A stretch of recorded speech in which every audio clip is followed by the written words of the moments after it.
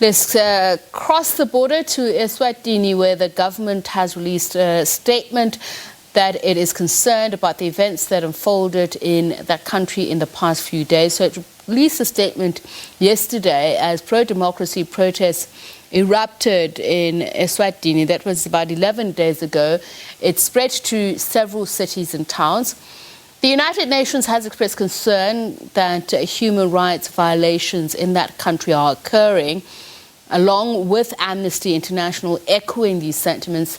There is no confirmed number of deaths at this point, but some opposition parties put that number at least 70 people and report hundreds of injuries.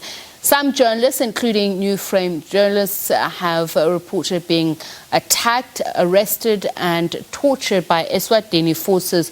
We had confirmed an interview with the Eswatini Minister of Justice on this, but just a few hours away from this bulletin, they withdrew.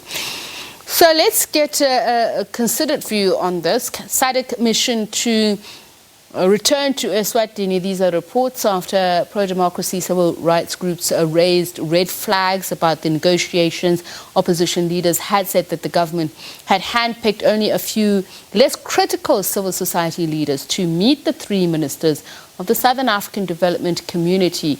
Dr. Siphetfo Dlamini is a political analyst and conflict resolution expert. He joins us now. Very good evening to you, and thank you so much for speaking to us, Dr. Dlamini. Very good evening to Very good evening to you, yes. Okay, Botswana's President Mokgweetsi Masisi, who chairs the SADC security organ, announced this mission of SADC ministers that they were to try and facilitate an open national dialogue. Now, we've seen, especially in the region, the categorization of how these dialogues are perceived. You would know the term quiet diplomacy and the criticism of categorizing it that way. So how should we understand open national dialogue in this context? I think you're very much correct to say there has been, some, achievements with regards to the intervention of SADC. Of course, we have seen the SADC, of course, led by the president of Botswana, of course, represented by Dr. Kwape in his capacity as the chairperson of SADC Ministerial Committee of the organ. And I must say that SADC has been able to urge all individual groups, of course, and organizations that have grievances to desist from acts of violence.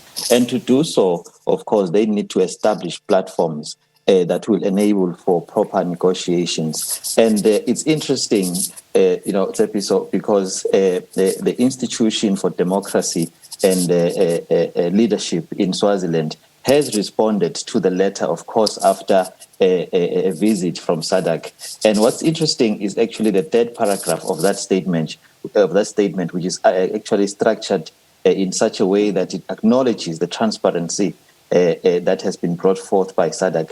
But most importantly, that the mission held consultation with government of Eswatini. It then proceeded, of course, to also made attempts to meet with a broader spectrum of stakeholders across the Eswatini nation. But due to the short notice, quite a number of those stakeholders could not make it. And what's interesting about this, of course, is that, that letter or that statement by SADC, gives Eswatini government the fact that they cannot confidently claim to have held successful and fully represented sessions with SADC. But secondly, it also gives both parties the opportunity to take the issue of negotiation seriously.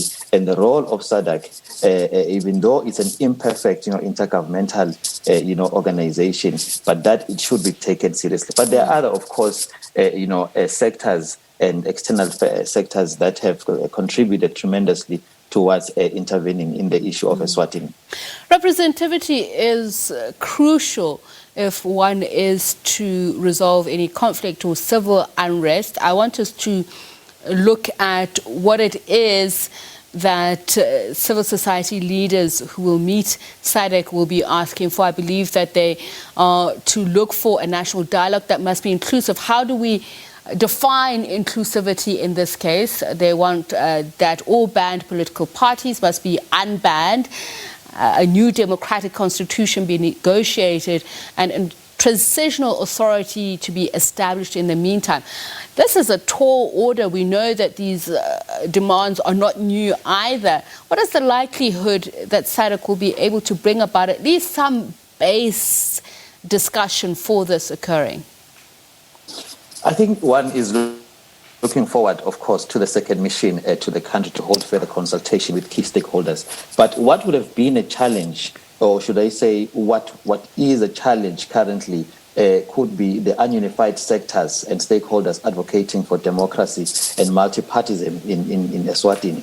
But interestingly, we are seeing strides of a common political denominator emerging from stakeholders advocating, of course, for political change. And of course, mainly some of those things that have been brought up in the forefront has been the total unbanning of political parties, a new democratic constitution, an all-inclusive mediated dialogue, and most importantly, a multi-party democratic dispensation as well. So we are looking forward to see what would be some of these key issues that are going to be discussed in that second mission, and whether or not much of the stakeholders who basically, issued out a concern and for not being represented will be represented. And of course, this will require a lot of work, particularly on the government of Eswatini, to ensure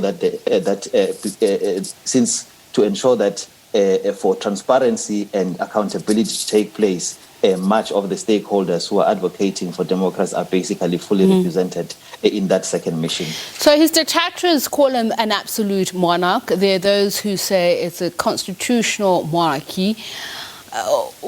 What would you describe Swaziland as in terms of its state architecture at the moment, and the kind of support that SADC would need if there is to be any real headway?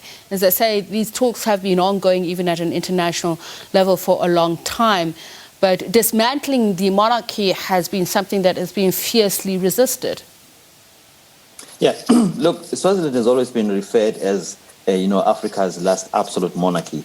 And of course, it does make sense to say that. You'll remember that one of the key aspects of an absolute monarchy is when a specific authority, has powers that are above the law and basically is in charge of quite a number or maybe all three arms of government. But of course, what is basically happening is advocacy, especially from what I think of a constitutional monarchy. But, discussing issues of system of governance right now could be quite important, particularly on the second mission.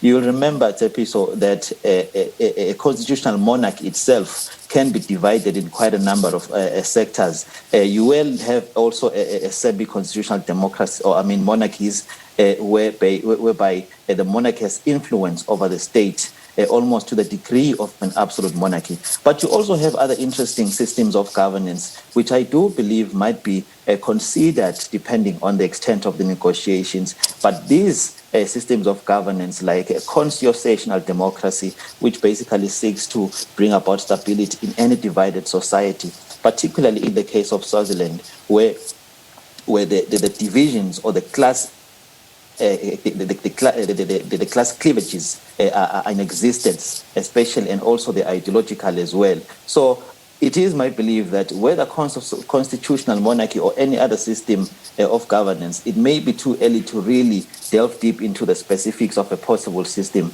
But what we can say and what we can be certain about, of course, is that such system must find itself stabilizing the country politically and bring about economic development in Eswatini.